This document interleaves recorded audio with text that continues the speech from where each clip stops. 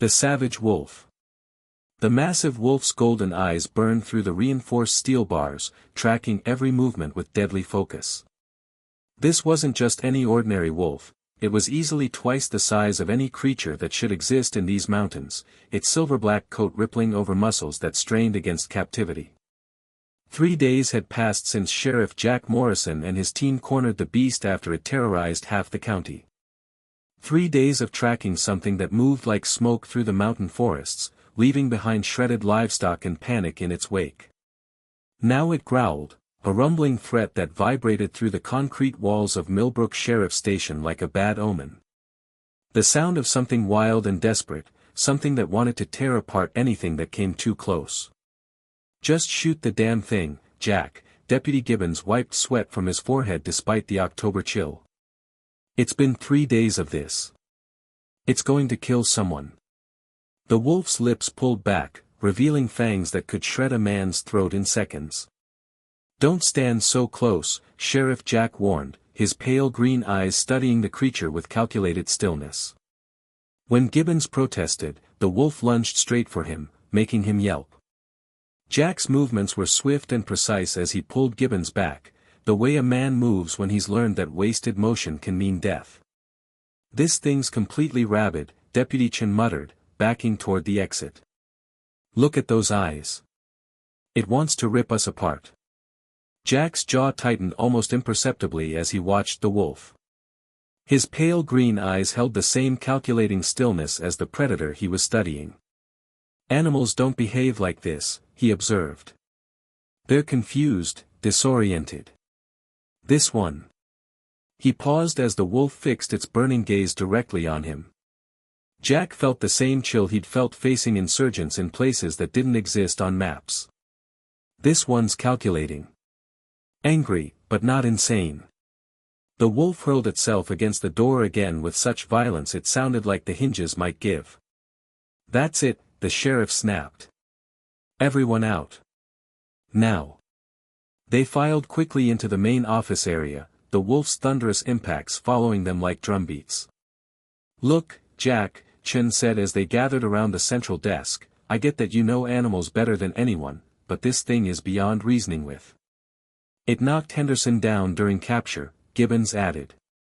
"But it didn't bite him," Jack interrupted. "So what?" Gibbons groaned. "It clawed his jacket to ribbons." "That's something, ain't it?" Jack rolled his eyes. "Not the point. When a wolf attacks, it bites first. Always. It's their primary weapon." Chen and Gibbons exchanged confused looks. "What are you saying?" Chen asked. "I'm saying this one is in a feral state, extremely aggressive, and yet it didn't bite. That's strange. Abnormal, even." Gibbons was about to respond when he suddenly stopped mid-thought. "Wait a minute. What is this kid doing here?" They all turned to look at the small figure bent over her coloring book with intense concentration. She was all sharp elbows and knobby knees, drowning in an oversized sweater that hung off her narrow shoulders like a hand-me-down tent. Her sneakers, clearly too big for her feet, dangled inches above the floor. "She's been here since this morning," said Margaret, the station receptionist, not looking up from her paperwork. "Really?" Gibbons asked, incredulous. The child looked fragile under the harsh fluorescent lighting, a splash of color in a place designed for criminals and emergencies. "Look, Uncle Jack," she piped up, brandishing her coloring book. "I finished coloring Princess Jasmine." Jack glanced over awkwardly. "Good for you, kid," he said before muttering under his breath, "her and her princesses." Gibbons stared at the child, then back at Jack. "You have a kid?" Jack's flat expression was answer enough. "It's just." Gibbons hesitated. "You don't seem like the fatherly type, is all." The girl, Charlie, pretended to go back to her coloring, but she was listening carefully. From behind the closed door, she heard the animal growl again. A wolf, apparently. A real wolf. Charlie paused, her crayon hovering over Princess Jasmine's green pants. The growling continued, but underneath it, she heard something else, a high whining sound that made her chest tight. The wolf sounded sad, and Charlie didn't like sad sounds. So she set down her crayon. Nobody noticed when the small girl slipped from her booth and padded silently toward the back of the station. The little girl's courage. Charlie's sneakers made no sound on the cold concrete as she slipped into the holding area. The wolf's growling filled the narrow space like thunder, but she didn't flinch. She was used to scary noises, Grandma's coughing at night, the social worker's heavy footsteps on the porch. The wolf paced behind the steel bars, massive and silver black, its amber eyes scanning the cage back and forth, back and forth. "You look sad," Charlie said, sitting cross-legged on the floor. Her voice was small but steady. "Like when I had to leave Grandma's house." The wolf stopped pacing and stared at her. Its lips pulled back, baring big sharp teeth. Charlie just tilted her head, studying its face. "Are you sad because you miss your family?" she asked. "I miss mine too. Grandma used to make pancakes on Sundays." The growling softened. Charlie scooted a little closer to the bars, not thinking about danger. "I won't tell anyone you're scared," Charlie whispered. "Sometimes grown-ups don't understand about being scared. They just want to fix things real fast." She sat perfectly still, the way she did when Grandma was sick and needed quiet. The wolf circled again, but slower this time. The growling faded to heavy breathing, then nothing at all. Finally, the wolf stepped right up to the bars. Its head was huge, bigger than Charlie's whole body. This close, she could see its ears twitch at every sound. "You're really pretty," she said honestly. "Like a wolf princess from my storybooks." Charlie lifted her hand slowly. The wolf's eyes followed the movement, watching as her small fingers reached toward the bars. Her hand trembled slightly. "It's okay," she whispered. "Nobody's going to hurt you." Her fingertips touched the cold steel. The wolf watched, gaze flicking from her hand to her face and back again. Then, without warning, the wolf moved forward. Meanwhile, Jack studied the incident report spread across his desk for what felt like the 100th time. 3 livestock attacks in 2 weeks, all within a 5-mile radius. Classic wolf behavior, except for the part where nothing actually got eaten. "State wildlife officer should be here within the hour," Chen said, hanging up the phone. "They want coordinates, photos of the livestock wounds, the whole 9 yards." "And until then?" Gibbons asked, glancing nervously toward the holding area. Jack leaned back in his chair. "Until then, we wait. Last thing we need is some trigger-happy mistake that lands us in federal court." The front door chimes, and Jack looked up to see a man entering the station. Tall, well-dressed, probably mid-50s with the kind of build that suggested he spent serious money staying in shape. Everything about him screamed money and authority. His eyes were cold, predatory in a way that had nothing to do with business. "Gentlemen," the man said, "I understand you have a wolf situation." Gibbons shifted uncomfortably. "You the wildlife officer?" The man's smile didn't reach those cold eyes. Jack held the stare. "Can I see some ID?" For a heartbeat, something flickered across the man's features, surprise, maybe, or annoyance that Jack wasn't immediately deferring to his obvious authority. "I'd like to see her," he said, his smile showing too much teeth. "The wolf?" Jack raised an eyebrow. The visitor's smile dropped. "I'm Alastair Jenkins," he announced, letting the name hang in the air like it should mean something. Jack didn't blink. Gibbons, though, cleared his throat and stepped closer. "Boss, this guy owns half the county." "I'm aware," Jack interrupted, still holding Jenkins's stare. "I'd be happy to take her off your hands, officers," Jenkins cut in. "I'll even throw in some compensation." "It's not for sale," Jack said calmly. Jenkins chuckled, pulling out a leather checkbook. "How much, Sheriff?" Jack clenched his jaw. "Are you deaf?" Something dangerous flashed in Jenkins's eyes. Chen's voice cut through the tension like a gunshot. "Where's the kid?" Jack's blood turned to ice. He spun toward Charlie's corner booth, empty except for scattered crayons and an abandoned coloring book. "Charlie!" His voice cracked like a whip as he bolted toward the holding area. Behind him, footsteps thundered on the concrete, but all Jack could think about was his tiny niece alone with that massive, aggressive. "The wolf," Gibbons panted. "It's not growling anymore." Jack hit the door at a dead run and skidded to a stop, his hand halfway to his weapon. Charlie sat in front of the cage, her small arm extended through the bars, fingers reaching toward the wolf's massive head. "Charlie, don't move," Jack breathed, terror freezing his vocal cords. The wolf shifted, muscles coiling like a spring. Jack's hand closed on his sidearm as the massive head pulled back away from Charlie's reaching fingers. "It's going to strike," he thought. The wolf lunged forward, and gently pressed its nose against Charlie's tiny palm. Time stopped. The mysterious connection. The wolf's amber eyes drifted shut as Charlie's other hand joined the first, tiny fingers stroking the silver-black fur behind its ears. Its massive body had gone completely still, no tension, no snarling, no trace of the violent aggression that had defined it for 3 days. Jack felt a shiver run down his spine, not from fear but from something deeper, something that brushed against the part of him that still dared to believe in the unexplainable. Charlie giggled, the sound soft and golden in the harsh fluorescent light. "Look, Uncle Jack. She likes me." Behind him, Chen's footsteps faltered to a stop. "Jesus Christ," the deputy breathed. Jack had seen combat zones. He'd watched hardened animals learn trust over months of slow, careful work. But this defied everything he knew.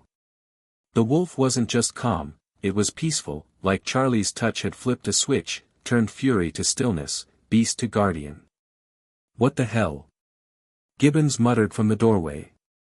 Jack couldn't look away. In 20 years of law enforcement and all his military tours, he'd never seen anything like it. Then Jenkins's voice sliced through the moment like a blade. "How dare you let a child?" Everything shattered. The wolf's head jerked up, ears flattened. Its amber gaze locked on Jenkins with a recognition that was almost human and full of pure, murderous hatred. Jack stumbled back as a snarl tore from the wolf's throat, deep, guttural, vibrating through the concrete. Jenkins pushed forward, hand outstretched. "You have no idea what you're dealing with." The wolf exploded into motion. It slammed into the bars, steel groaning under the force. The entire cage shook. Jenkins screamed, high and raw, as fangs sank into his arm. Blood spurted, splashing crimson across silver-black fur. "Get him out!" Jack roared, snapping into action. He lunged forward and scooped Charlie into his arms. Jenkins stumbled back, yanking his mangled hand free. Blood poured from his wrist, spattering the floor in thick red trails. As the commotion died down and Jenkins was rushed to the hospital, Jack found himself staring at the wolf with new understanding. The creature had protected Charlie, there was no other explanation for its behavior. That night, after Charlie was safely in bed, Jack returned to the station. The wolf was calmer now, watching him with those intelligent amber eyes. "You know what?" Jack said quietly, pulling up a chair outside the cage. "I don't think you're just any wolf, are you?" The wolf tilted its head, and Jack could swear he saw understanding there. "Jenkins knew you. The way you reacted to him, that wasn't random animal aggression. That was personal." Jack leaned forward. "Charlie's all I have left in this world. If you're going to be around her, I need to know you won't hurt her." The wolf moved closer to the bars and did something that made Jack's breath catch. It lowered its head in what could only be described as a bow. "I'll be damned," Jack whispered. The next morning brought a call that changed everything. Jenkins had been found dead in his hospital bed, apparently from complications from his wounds. But the nurse who found him swore she'd seen a large animal fleeing through the window. "We need to move the wolf," Jack told his deputies. Now. Where? Chen asked. Jack looked toward his house in the distance. Somewhere safe. Somewhere she can be with Charlie. As they prepared the transport, Jack couldn't shake the feeling that he was making a decision that would change all their lives forever. But watching Charlie's face light up when she saw the wolf being loaded into his truck, he knew he was doing the right thing. The wolf seemed to understand too. As they drove toward Jack's property, those amber eyes met his in the rearview mirror, and for the first time since this whole ordeal began, Jack felt a strange sense of peace. Whatever this creature was, wherever it had come from, it belonged with them now. The truth revealed. Weeks passed in peaceful routine. The wolf, whom Charlie had named Luna, lived in the old tool shed behind Jack's house. Every morning, Charlie would run out with breakfast, chattering away to her unusual friend. Every evening, Jack would find them together, the massive creature gentle as a lamb around the little girl. Jack had never seen Charlie so happy. The quiet, withdrawn child who'd come to live with him after her grandmother's death was blossoming into a bright, confident little girl. And it was all because of Luna. But Jack couldn't shake his questions. The wolf's intelligence was uncanny. Sometimes, when Charlie wasn't around, he would sit with Luna and talk, really talk, about his day, his worries, his memories of military service. The wolf would listen with those golden eyes, occasionally making soft sounds that seemed almost like responses. "You understand everything, don't you?" he said one evening, watching Luna's ears perk up at his words. The answer came in an unexpected way. It was a rainy Thursday when Jack came home early from work to find Charlie in the kitchen, chatting animatedly with someone. He could hear two voices, Charlie's high, excited tone, and another voice, soft and melodic, unmistakably female. Jack froze at the back door. Charlie was supposed to be alone. And then Uncle Jack said the funniest thing about princess movies, Charlie was saying. "He sounds very wise," came the gentle reply. Jack pushed open the door, his hand instinctively moving toward his weapon, and stopped dead in his tracks. A young woman sat at his kitchen table, wearing one of his old flannel shirts and a pair of Charlie's pajama pants that barely reached her ankles. She had long, silver blonde hair and the most striking amber eyes he'd ever seen. Eyes he recognized. Uncle Jack. Charlie bounced up from her chair. "This is Luna. She's really a person." The woman, Luna, rose slowly, her movements graceful and cautious. She was tall, ethereal, and undeniably beautiful, but there was something wild about her, something untamed that reminded Jack of the wolf, he breathed. Luna nodded, her amber eyes never leaving his face. "I can explain," she said, her voice carrying a slight accent he couldn't place. "I'm what you would call a shapeshifter," Luna said, settling back into her chair as Jack poured himself a strong cup of coffee. "I can change between human and wolf form at will." Charlie, delighted to finally share the secret she'd been keeping, chimed in with enthusiastic explanations about how Luna had been hiding her true nature. "Jenkins," Jack said suddenly. "You knew him." Luna's expression darkened. "Alastair Jenkins was my captor. For many years. He held others like me, used us for his own purposes. When I escaped, I thought I was free, but he tracked me here." "Is he really dead?" Luna met his gaze steadily. "He tried to take me back. I defended myself and Charlie. I protected our family. Our family." The words hit Jack harder than he expected. "So what now?" Jack asked. "Do others know about you? About what you are?" "Jenkins was the only one who knew my location. With him gone, I'm truly free for the first time in years." Luna's voice grew soft. "If you'll have me, I'd like to stay. Charlie has become very precious to me, and you." She trailed off, a blush coloring her cheeks. Charlie giggled. "Luna says you're her mate now, Uncle Jack. Like in the wolf movies." Jack nearly choked on his coffee. Her what? Luna's blush deepened. Wolves mate for life, she said quietly. And over these weeks, watching you care for Charlie, seeing your kindness, your strength, my wolf has chosen you. Jack stared at her, his mind reeling. You're serious? Completely. The kitchen fell silent except for the sound of rain against the windows. Charlie looked between them expectantly. Finally, Jack set down his coffee cup. Well, he said slowly, I guess stranger things have happened. He looked at Luna, at her hopeful amber eyes, at Charlie's excited face. But if we're going to do this, we do it right. Real names, real identities. I want to know everything about you, Luna. Or whatever your real name is. Serafina, she said softly. But Luna works too. It's what Charlie called me first. Jack nodded. Serafina Luna, we'll figure out the last name later. He stood up and extended his hand to her. Welcome to the family. Officially this time. When she took his hand, her touch sent warmth shooting up his arm. Looking into those amber eyes, Jack realized that his quiet life was about to become something extraordinary. And for the first time in years, he was looking forward to it. A new beginning. 1 year later, the Morrison household had settled into a rhythm that would seem impossible to most people but felt perfectly natural to them.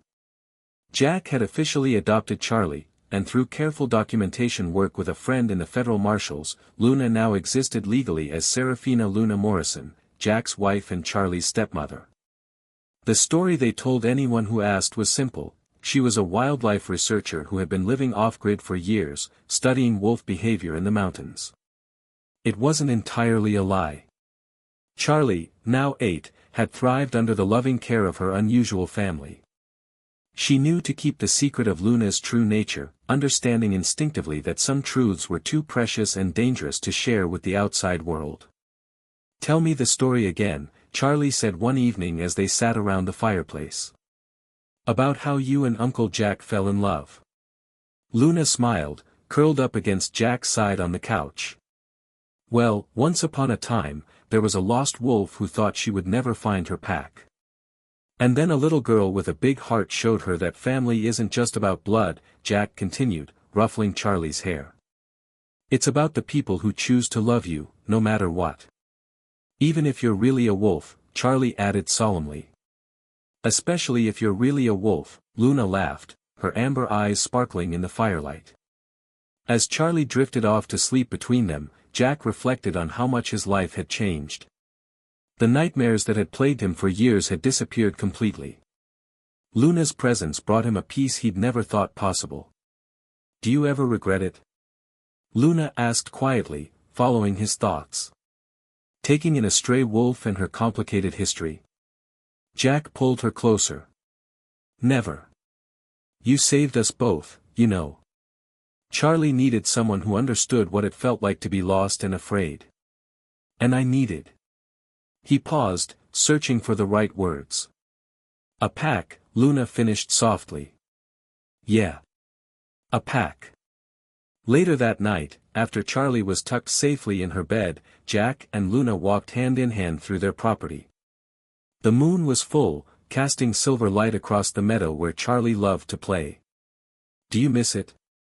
Jack asked. Running wild, being free. Luna stopped and turned to face him, her eyes glowing gold in the moonlight. I am free, she said. For the first time in my life, I'm exactly where I belong. She stepped back from him and began to change, her form shifting and flowing until the beautiful woman was replaced by the magnificent silver-black wolf who had first captured his heart.